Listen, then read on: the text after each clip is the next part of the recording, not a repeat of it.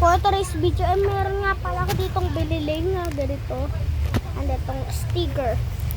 Buksan na natin itong 1, 2, 3, go.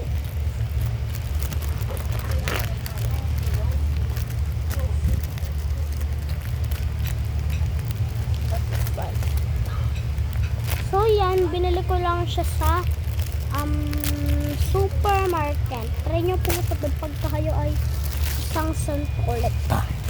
Unahin muna natin itong sticker and di ko muna siya ididikit. By the way, papakita ko muna siya sa inyo. Diba?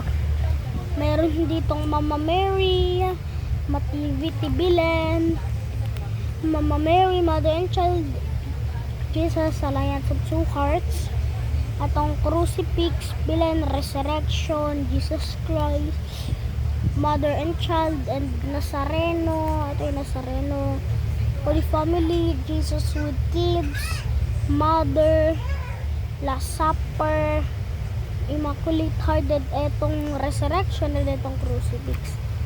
Ito naman yung next natin buksan. Bili ko din siya dito, magkasama po sila. Nabili ko sa halagang 10 pesos. Gagamitin ko to kasi yung plastic to. Ganda niya!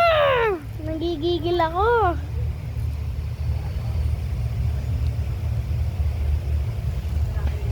Di siya mabaho. Ano lang siya yun? Parang ano lang, pangnormahan na bangula. So, ito nga pala yung bracelet na binili ko sa tan sa Cavite. Ito po yung ano niya. Tawag dito yung cross niya na ano. Wala siyang image siya. Pero ito yung ano, rosar. Ayun, ano pala, bracelet. Ayan, bracelet siya. Meron tayo ditong sticker and itong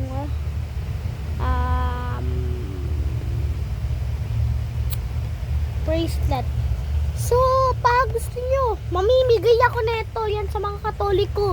Mamimigay ako nito. Kaya, kung gusto nyo, mag-subscribe kayo sa aking YouTube channel. So, yun lang. Thanks for watching. Bye!